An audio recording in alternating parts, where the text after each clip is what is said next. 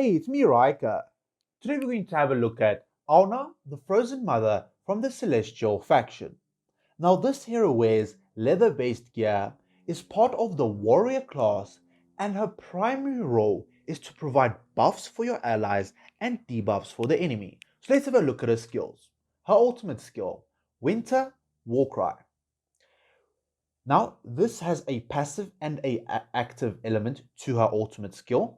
Now, her passive reads all characters on the battlefield, including allies, have their haste reduced by 40 points. Now, her active, this is when she gets 1000 points of energy and uses her ultimate skill. Alna calls down a blizzard upon all enemies, dealing 340% damage to them, causing any haste reductions to be multiplied by 2 times, which is a total of 80 points of haste reduced. This is more than an twin's ult over 12 seconds. Also nullifying any haste buffs that are received during this time. The effects of the skill cannot be affected by any other skills. The level 2 and the level 3 increase the damage to 360 and level 3 to 380%. Then her next skill, Freezing Pierce. Alna thrusts a spear into an enemy target, dealing damage equal to 10% of their max health. Damage dealt cannot exceed 520% of Alna's own attack rating.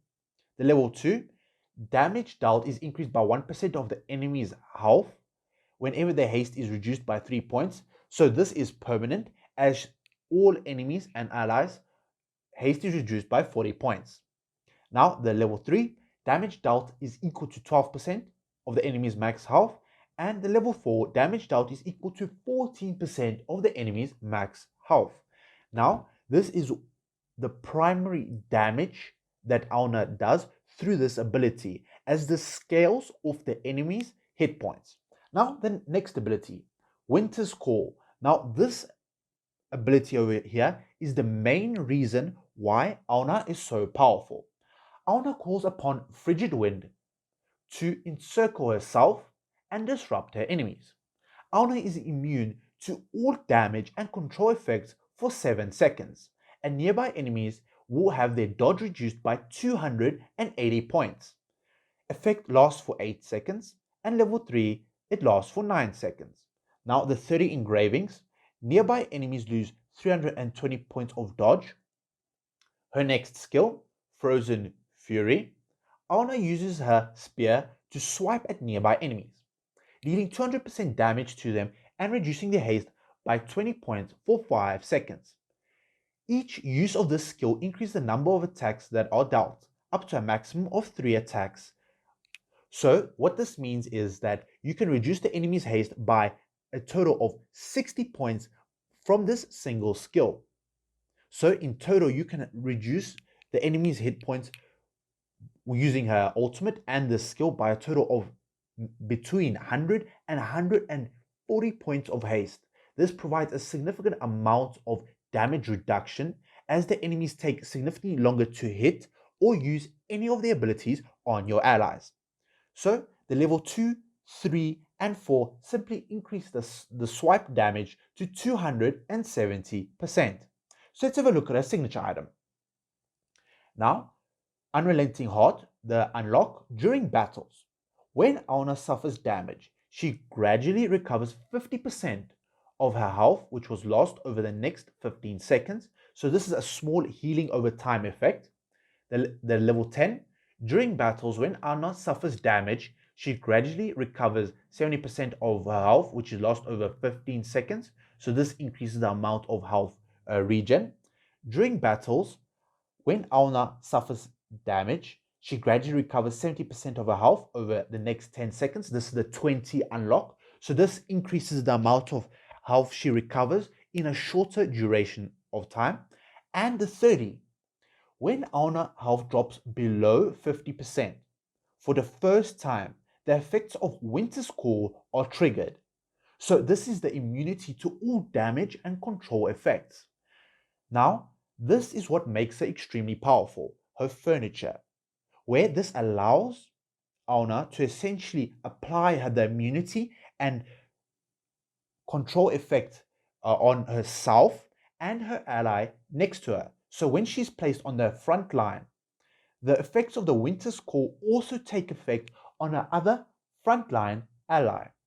So this allows you to create a wall, so for your allies, so your backline allies can essentially become extremely strong, use all their ultimate skills without any of the enemies being able to push through your line. So let's have a look at how she does in battle.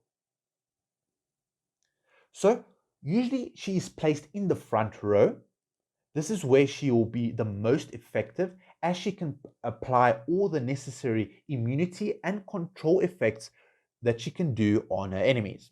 Now, as you can see, she immediately starts the battle by applying Winter's Call. This is the little frigid wind that is applied to herself.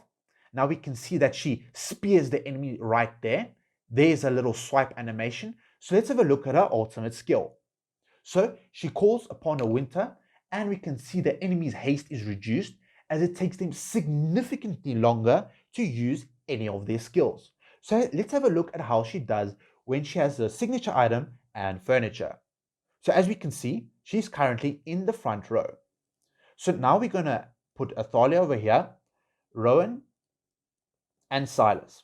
So the immunity and control immunity will be applied only to Damon over here, even though Athalia is able to move into the enemy's lines.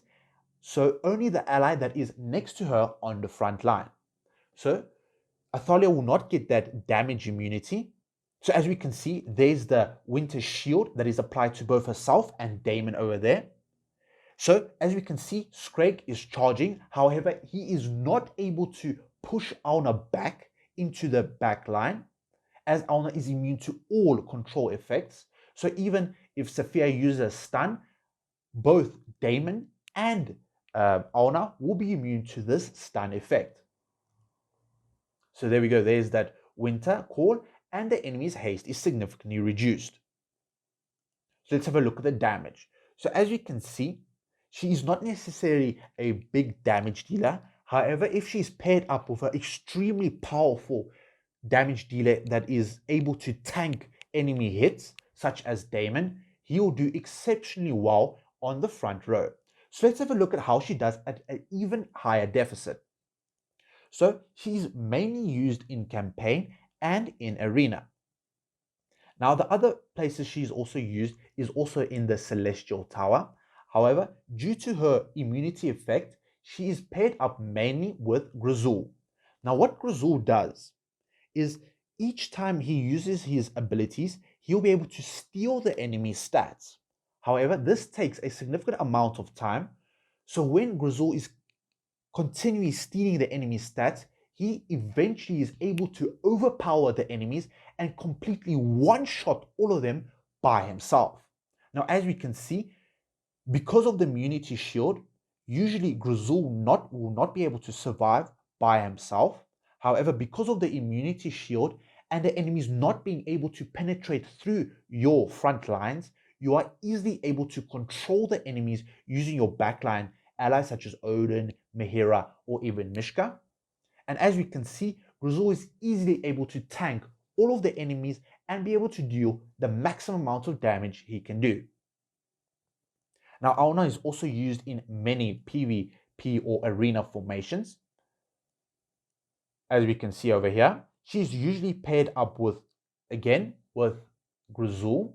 However, she can be paired up with nearly any backline heroes, as she can provide a significant amount of protection for them.